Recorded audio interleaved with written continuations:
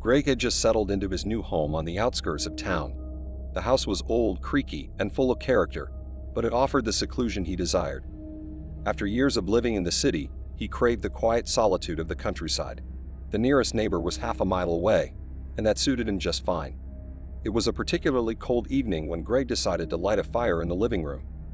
He had just finished arranging the logs and was about to strike a match when he heard an odd sound coming from the back of the house.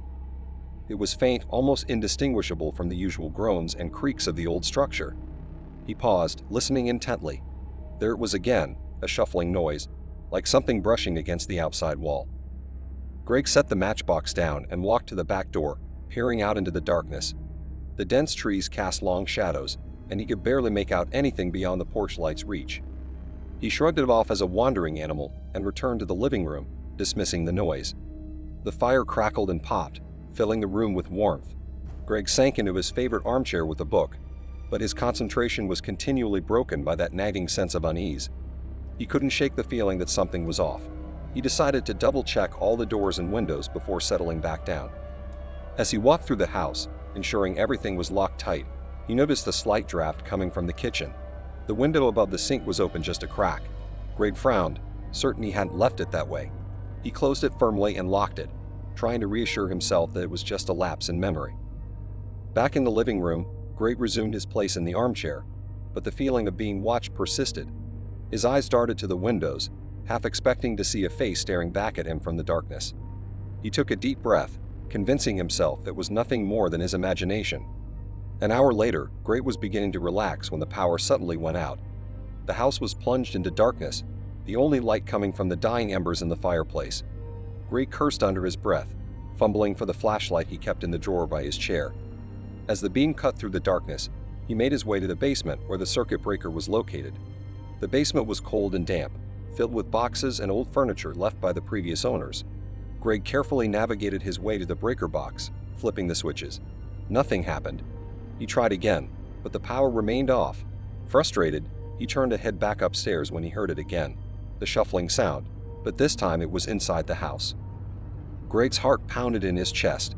He pointed the flashlight towards the noise but saw nothing. He moved cautiously, the beam of light revealing nothing out of the ordinary. As he reached the top of the basement stairs, he noticed the kitchen door was ajar. He knew he had closed it. Slowly, Greg approached the door, his hand trembling as he pushed it open. The kitchen was empty, but he could feel the cold draft from the window again. It was open. Panic set in as he realized someone was in the house. He grabbed the nearest object, a heavy cast iron skillet, and moved towards the living room. The shadows seemed to dance around him, and every creak of the floorboards made him jump. As he entered the living room, he saw a figure standing by the fireplace. The intruder was tall and wore a dark hooded jacket, his face obscured. Greg's grip tightened on the skillet, his mind racing with thoughts of escape and confrontation. "Who are you? What do you want?" Greg demanded, his voice shaking. The intruder didn't respond, didn't move. Greg took a step forward, his fear turning into anger. "I'm warning you, get out of my house." The figure finally turned to face him, the dim light from the flashlight revealing a sinister smile. "You should have stayed in the city, Greg." Before Greg could react, the intruder lunged at him, and the room erupted in chaos. Greg swung the skillet with all his might, the weight of it connecting with the intruder's arm. The man grunted but didn't back down. Instead, he grabbed Greg by the shoulders, pushing him against the wall. Greg's flashlight fell to the floor, the beam spinning wildly, casting erratic shadows around the room. With a surge of adrenaline, Greg kicked out, connecting with the intruder's knee.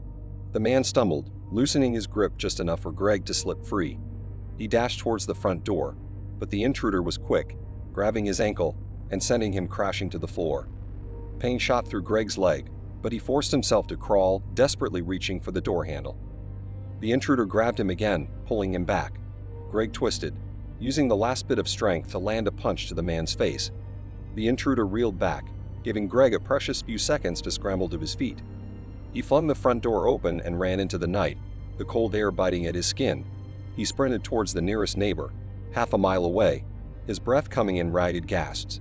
Behind him, he could hear the intruder's footsteps, relentless and closing in.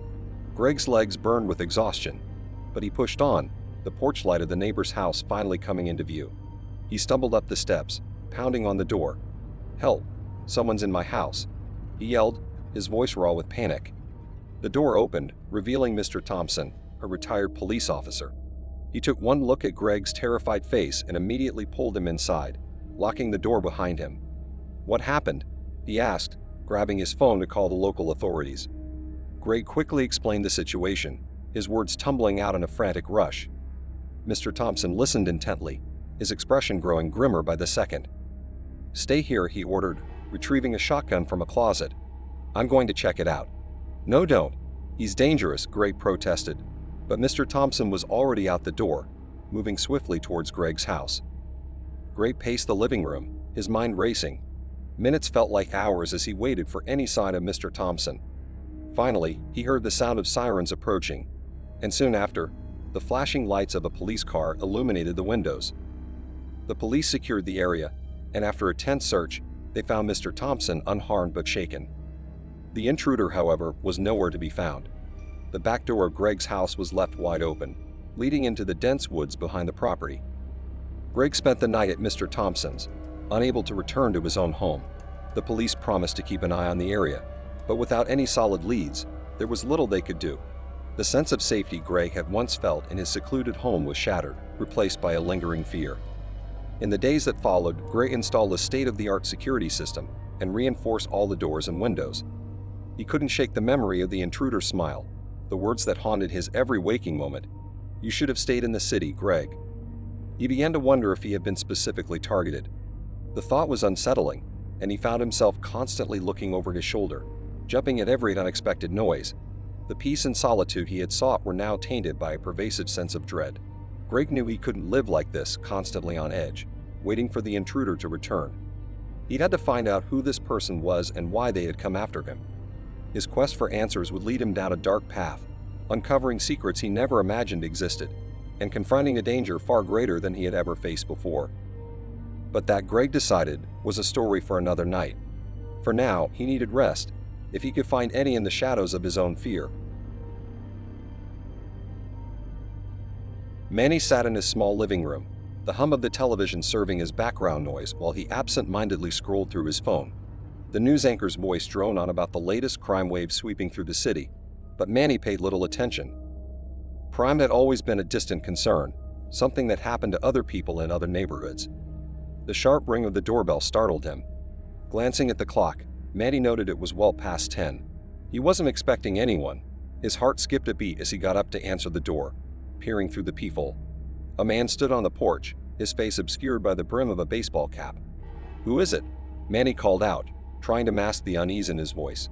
"Delivery," the man replied curtly. Manny's brow furrowed. He hadn't ordered anything. Cautiously, he cracked the door open, the chain still in place. "I didn't order any delivery." The man shifted slightly, revealing a package in his hands. "It's for your neighbor. He's not home. Could you hold on to it for him?" Relief washed over Manny. He knew his neighbor, Mr. Jensen, was often away on business trips. This wasn't unusual. "Sure, I can do that." He'd unlatched the chain and opened the door wider, extending his hand for the package. In an instant, the man shoved the box into Manny's chest, forcing him back as two more men rushed in behind him. The door slammed shut, the chain jangling uselessly against the frame. Panic surged through Manny as he stumbled backward, the men advancing on him with a chilling precision. One of them, a tall figure with a scar running down his cheek, pulled out a knife, the blade glinting menacingly in the dim light. "Sit down," Scarface ordered, his voice cold and commanding. Manny's legs trembled as he sank into the nearest chair, his mind racing. "What do you want?" "I don't have much money." Scarface smirked. "We're not here for your money, Manny." "How do you know my name?" Manny blurted out, fear tightening his chest. "We know a lot about you," Scarface replied, his smile widening. "But let's not get ahead of ourselves. We're going to have a little chat." The other two men began to methodically search the house, opening drawers and rifling through belongings. Manny's eyes darted around, looking for a way out, but Scarface's presence kept him rooted in place. "What do you want to know?" Manny asked, his voice barely above a whisper. "We want to know about your job," Scarface said, pulling up a chair and sitting down across from Manny. "You work for a financial firm, right? Access to a lot of sensitive information." Manny's heart sank. This wasn't just a random home invasion. These men were after something specific, something that involved his work. I'm just an analyst. I don't have access to anything important. Scarface leaned in closer, his eyes narrowing. Don't lie to me, Manny. We've done our homework. We know you have access to the client database. Manny's mind raced. The client database contained a wealth of information on high-profile clients, including financial details and personal information. If these men got their hands on it, the consequences would be devastating. I can't help you, he said, shaking his head. Even if I wanted to, the system is heavily encrypted. Scarface's smile vanished. You'll find a way, or we'll make your life very unpleasant. The threat hung in the air, a palpable force that made Manny's skin crawl. He needed to think of a way out, but his options were limited. The men were armed, and any sudden move could end badly. Suddenly, a loud crash came from the kitchen, followed by a shout. We found it. Scarface's grin returned. Looks like your time is up, Manny. Let's see what you've got. As the men dragged him towards the kitchen, Manny's mind raced, desperately trying to formulate a plan. He had to stall to buy himself some time, but time was running out, and the night was far from over. Manny's heart pounded as he was shoved into the kitchen. One of the men held up a small, nondescript USB drive, his expression triumphant. This what you're looking for, boss? Scarface nodded, taking the drive and examining it closely. Good work. Now Manny, you're going to show us how to access the data. Manny's eyes darted to the back door, just a few feet away. If he could make a break for it, he might have a chance. But as if reading his thoughts, Scarface stepped in front of the door, blocking his escape. You're not going anywhere, Scarface said, his voice low and dangerous. Sit down and get to work. With no other options, Manny complied. He was seated at the kitchen table, his laptop placed in front of them. His hands trembled as he powered it on, the screen illuminating the grim faces of his captors. Open the database, Scarface ordered. Manny swallowed hard, his fingers hovering over the keyboard. He needed to stall to find a way to alert someone to his predicament. But Scarface was watching him closely. Any misstep would be fatal. The encryption, it's complex. Manny began, trying to buy time. Even with the right credentials, it takes a while to decode. Scarface's patience was wearing thin. Cut the crap and get to it. Manny took a deep breath and began typing, his mind racing. He accessed the company's remote server, entering his credentials with deliberate slowness. Every second counted. As he worked, he noticed one of the men glancing nervously at the clock. They were on a tight schedule, he realized. If he could delay them long enough, they might be forced to abandon their plan. You have no idea what you're getting into, Manny said, trying to sound more confident than he felt. The security protocols are top-notch. You won't get away with this. Scarface leaned in, his eyes boring into Manny's. That's our problem, not yours. Just do as you're told. The laptop beeped, indicating the first layer of encryption had been bypassed. Manny's heart sank. He was running out of time. He needed a distraction, something to give him an edge. Suddenly, a thought struck him. The system's monitored. If I access the database from here, it'll trigger an alert. Scarface's expression darkened. How long do we have? Minutes, maybe less, Manny replied, hoping his bluff would pay off. Scarface exchanged a glance with his men. We'll take our chances. Keep going. Manny's mind raced as he continued typing, his eyes scanning the screen for any sign of help. Then he saw it, a tiny icon in the corner of the screen, indicating a remote connection. Someone was watching. He had to be subtle. Any obvious move would tip off his captors. He began typing a message into the search bar, hoping the watcher would notice. Help. Home invasion. Call police. Scarface's eyes narrowed. What are you doing? Just accessing the final layer of encryption, Manny said, trying to keep his voice steady.